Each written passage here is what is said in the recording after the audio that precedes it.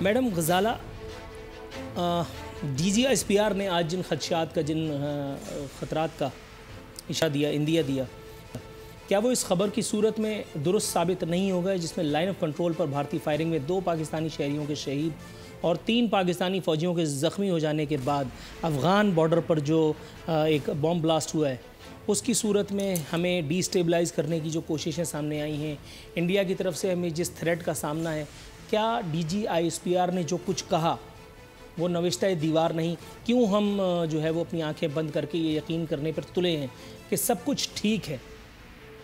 میرے خیال میں کچھ بھی ٹھیک نہیں ہے، اور 137 دن یا 138 دن کا جو کشمیر کا لاک ڈاؤن ہے، آپ اس کو دیکھیے، ان 138 دن کے اندر کیا کچھ ہوا ہے آپ کی حکومت کو ڈی سٹیبلائز کرنے کے لیے۔ تمام وہ لوگ جو گورنمنٹ کا نیریٹو تھا اور جو گورنمنٹ کا جس پہ کام کیا تھا کہ جتنے بھی کرپٹ پالیٹیشینز ہیں اور جنہوں نے حکومت کی اور جنہوں نے ملک کا پیسہ لوٹا، انہیں سزا دی جائے گی۔ اس کے بعد انہیں سلولی گریجولی جوڈیشری کے تھرو ہی آزادی دی گئی، اور سلولی ایک ایک کر کے سب کو آزادی کا پروانہ دیا جا رہا ہے، اور پھر وہی نکل کے ایک ایسی انسٹیٹیوشن کو جو کہ صرف ایک فوج کا انسٹیٹیوشن ہے، جو سب سے زیادہ اسٹرانگ انسٹیٹیوشن ہے، جو آپ کی سالیڈیرٹی، آپ کی سیکیورٹی اور آپ کی تمام قسم کی حفاظت کرتا ہے، اس کو چیلنج کیا جا رہا ہے، کیونکہ پاکستان کو کمزور دیکھنا چاہ رہا ہے۔ انٹرنیشنل سین پہ پاکستان کو کمزور دکھایا جا رہا ہے، کیونکہ ہماری حکومت نے جو پیش رفت کی اور جو یونائٹڈ نیشنز میں اور دوسری جگہوں پہ جا کے کشمیر کے بارے میں جو ہم نے اپنا جو رائے تھی اس کو آگے تک پہنچایا، وہ تکلیف جو ہے انٹرنیشنل سین کو، جو بھی ہمارے مسلمان ملکوں کے یا پاکستان کی جو ایک اسٹریٹجک پوزیشن ہے، اس کو ڈیمیج کرنے کے لیے سب سے زیادہ ضروری تھا کہ وہ فوج کو ڈیمیج کرتے، اور اس کے لیے انہوں نے کوئی نہیں، اپنے اندر کے لوگوں کو ہی ڈھونڈا ہے، جس میں سے مختلف لوگ اپنا اپنا کردار ادا کر رہے ہیں پاکستان کو کمزور دکھانے کے لیے۔ اب آنکھیں کھولنا ہمارا اپنا کام ہے پاکستانی ہونے کے ناطے، کہ ہم دیکھیں اور جائزہ لیں کہ جو کچھ ہوا ہے وہ صحیح ہے کہ غلط۔ درست۔ اخون زادہ چٹان صاحب، حضور والا، میں آپ کا رخ کرتا ہوں۔ سر، بریک پر جانے سے پہلے آپ نے جن الفاظ میں مجھ پر تبرہ کیا، میں اس پر کوئی تبصرہ کیے بغیر آپ کو یہ یاد دلاتے ہوئے نہایت خوشی محسوس کر رہا ہوں، حضور والا، آپ نے جس مسلمان بہن کا ابھی دکھڑا رویا جس کا نام ہے عافیہ صدیقی، کیا یہ وہی عافیہ صدیقی نہیں تھی جسے جنرل پرویز مشرف کے بعد برسر اقتدار آنے والے آصف علی زرداری اور تبلچی بھی آزاد نہیں کرا سکے؟ آصف علی زرداری صاحب نے کون سا اقوام متحدہ میں جا کر کے عالمی برادری کو چیتاونی دے دی تھی کہ اگر عافیہ صدیقی کو ہینڈ اوور نہیں کیا تو ایٹمی حملہ کر دوں گا؟ کیا آصف علی زرداری ہی کی وہ سرکار نہیں تھی جن کے اقتدار سنبھالتے ہی جنرل پرویز مشرف کو گارڈ آف آنر دے کر کے سلام صاحب کر کے باہر نکال دیا گیا، اور محض اس لیے زبہ بندی کی گئی کیونکہ افواج پاکستان اور ایجنسیوں کے رد عمل کا خوف تھا، روٹیوں کا سوال تھا؟ کیا آصف علی زرداری کے دور حکومت میں افواج پاکستان پر امریکہ بہادر نے، انکل سیم نے طاقت کے نشے میں سلالہ حملہ کر کے ہمارے افواج پاکستان کے کچھ لوگوں کو شہید نہیں کیا تھا، جس پر عین اس وقت کے جب زرداری حکومت، عین اس وقت کے جب یوسف رضا گیلانی کی حکومت اپنے تسمے باندھ رہی تھی، اس وقت کے آرمی چیف نے، جن کے حوالے سے شاید مجھے بہت سارے ریزرویشنز ہوں، لیکن کیا یہ وہی آرمی چیف نہیں تھے جنرل کیانی جنہوں نے ایک سٹینڈ لیا اور اس کے بعد پھر ہم نے نیٹو سپلائی لائن منقطع کی؟ حضور والا، جو کچھ آپ نے کہا وہ میں نے سنا، اور اب جو میں نے کہا وہ آپ نے سنا۔ Your turn now. بالکل جی، میں نے بہت تسلی سے سنا۔ اب اللہ تعالیٰ آپ کو بھی اس طرح کا حوصلہ دے دے جس طرح کے حوصلے سے میں نے آپ کو سنا۔ اکثر سوال مختصر ہوتا ہے، اس کا جواب تھوڑا لمبا ہوتا ہے، لیکن میں کوشش کروں گا کہ میرا جواب آپ کے سوال سے مختصر ہو۔ کیا یہ وہ آصف علی زرداری نہیں ہے جنہوں نے 9 مہینے تک نیٹو کانوائی پہ پابندی لگائی؟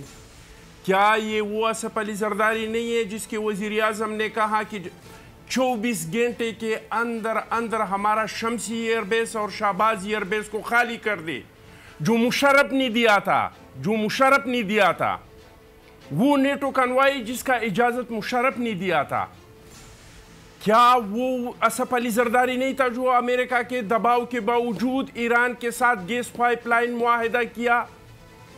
क्या वो असफ अली जरदारी नहीं था जो अमेरिका दबाव के बावजूद उन्होंने गवादर पे चाइना के साथ मुआहिदा किया? मेरे भाई, आप इस तरह बात नहीं करें। हमने जो कुछ किया है इस मुल्क के लिए, ये मुशर्रफ के दौर में सवात से जो झंडा उतारा गया था, असफ अली जरदारी ने लगाया। जो ट्राइबल एरिया पे रेट ऑफ द गवर्नमेंट खत्म हुआ था, वही पहुंच था मुशर्रफ के दौर में। लेकिन रेट ऑफ द गवर्नमेंट जो था वो दहशतगर्दों के हाथ में था। वही पहुंच था जो मुशर्रफ के दौर में था। लेकिन सवात से पाकिस्तान का झंडा उतारा गया था। बलूचिस्तान में तराना बजाना बंद हो गया था। असफ अली जरदारी आया तो दोबारा बलूचिस्तान में आगाज़ी बलूचिस्तान करके वहाँ पे तराना बजाना शुरू हो गया। आपके सवात पे झंडा लग गया, आपके ट्राइबल्स एरिया पे रेट ऑफ द गवर्नमेंट ख़त्म हुआ। और एक टाइम था जो मौलाना फजल रहमान साहब फरमा रहे थे कि अस्करियत पसंद ये मारगला के पहाड़ों तक पहुँचे हैं मुशर्रफ के दौर में। लेकिन जब जरदारी का हुकूमत ख़त्म हो रहा था तो दहशतगर्दों का एक भी ठिकाना मासिवाई शमाली वजीरिस्तान के पाकिस्तान में नहीं था, सारे अफगानिस्तान में मुंतकिल हो गए थे। मेरे भाई, आर्मी और चीज़ें, मुशर्रफ और चीज़ें। आर्मी का हमें इज्जत है, हमें प्यार है। हमारे फौज ने हमारे कल के लिए अपने आज को कुर्बान किया है। मुझे पता है, मैं खुद साथ था जो ऑपरेशनों में, कि कैसे कैसे जवानों ने अपनी जवानियां दाव पे लगाई है अपने मुल्क में अमन कायम करने के लिए। लेकिन क्या आप उसको, मुशर्रफ ने जो कुछ किया था वो सारा गंद आप डालेंगे आर्मी के ऊपर? क्या आर्मी से मशवरा करके उन्होंने अतिया सदीकी को भेजा था? क्या आर्मी से मशवरा करके उन्होंने एक टेलीफोन कॉल पे एक ऐसे गलत पॉलिसी का इंतखाब किया? सर, जो मैंने हत्तल मकदूर कोशिश की कि आपके इख्तिसार में शहीद हो गई। क्यों आप लोग मुशर्रफ? मैंने हत्तल मकदूर कोशिश की है कि आपके जवाब को समझने की कोशिश करूं, आपको पूरा सुनूं, लेकिन इसमें मुझे आफिया सिद्दीकी वाला जवाब कहीं नहीं मिला। बहरहाल आपने कोशिश अच्छी की, नाकाम साबित हुई, होता है, कोई मसला नहीं। थोड़ा सा तवक्कुफ फरमाइएगा। मैं राना अरशद साहब के पास जाना चाहता हूं। राना अरशद साहब, हुजूर वाला सर, ये मुझे बताइए, अब वो एक इदारा जिस पर हम सब नाज़ा हैं, अल्हम्दुलिल्लाह, अदलिया की मैं बात कर रहा हूँ, वो एक इदारा जिसकी वजह से मैं समझता हूँ कि शायद हम में से बहुत सारे लोग समझते होंगे, अख़ूनज़ादा चट्टान साहब ने भी उस पर अपने फ़ख्र का इज़हार किया। अफ़वाज पाकिस्तान की मैं बात कर रहा हूँ। हुजूर वाला, एक अजीब सी घड़ी आ गई है। एक तरफ अदलिया और एक तरफ जो है वो अफ़वाज पाकिस्तान खड़ी दिखाई देती हैं। अल्लाह ना करे, खुदा न खास्ता अल्लाह ना करे कि कोई एक अनहोनी हो जाए, लेकिन ऐसी एक ऑकवर्ड कंडीशन। जी नूरुल आरिफीन साहब, मैं गुजारिश ये करना चाहता हूँ, तमाम अदारे हमारे लिए बड़े काबिल एहतराम हैं, लेकिन हम सब आईने पाकिस्तान का ओथ लेते हैं असम्बलियों के अंदर और अहम ओहदों पर फायज होने के बाद। इसलिए मैं अर्ज़ करना चाहता हूँ, आल पाकिस्तान मुस्लिम लीग के सरबरा परवेज़ मुशर्रफ साहब को बिल्कुल इंसाफ मिलना चाहिए। जो बात इमरान न्याजी साहब करते थे, अब उनका बयानिया वो 2007 वाला ठीक था कि परवेज़ मुशर्रफ साहब को फांसी होनी चाहिए, या आज वाला ठीक है? इसलिए बादशाह सलामत रिव्यू करें अपनी इर्द गिर्द की टीम, और जो सहूलतकार हैं और जो मावनत करने वाले हैं वो कौन थे? फ़रोग नसीम साहब कहाँ पर बैठे हैं? शेख रशीद साहब कहाँ पर बैठे हैं? आशिक फरदौस अवान साहब कहाँ पर बैठी हैं? जहांगीर तरीन साहब कहाँ पर बैठे हैं? फुआद चौधरी साहब कहाँ पर बैठे हुए हैं? और अब अगर सहूलतकारों का जिक्र होता है तो मैं समझता हूँ कि वो जो मुशर्रफ साहब कहते हैं, बिल्कुल उनको भी इंसाफ मिलना चाहिए। वो पूरी कैबिनेट मेंबर, वो उस वक्त के प्राइम मिनिस्टर शौकत अजीज़ साहब कहाँ पर हैं? और फिर मैं समझता हूँ कि अगर ज़फ़रुल्लाह जमाली साहब का भी कहीं पर कोई लेना देना है तो उनको भी पूछ लें। लेकिन अर्ज़ ये करना चाहता हूँ कि जब इसी अदालत आलिया ने हुक्म दिया, सिटिंग प्राइम मिनिस्टर मियां नवाज शरीफ साहब डीसीट हुए, हमने तो एक मिनट नहीं लगाया था, हमने तो फैसले को कबूल भी किया था और फिर एपलेट कोर्ट में दोबारा फिर रिक्वेस्ट लेकर भी गए थे। आज मुशर्रफ साहब को चाहिए, उनके वकला को चाहिए कि वो बिल्कुल अपील में जाएं, लेकिन जो हकूमती वुज़रा शहजाद अकबर साहब میں سمجھتا ہوں کہ اس طرح عدالتوں کو ملائم نہیں کرنا چاہیے. یہ کون سا انصاف ہے؟ آج پرائم منسٹر صاحب کو نیب کا ہیلی کاپٹر کا کیس ہے، ان کو کوئی نہیں پوچھتا.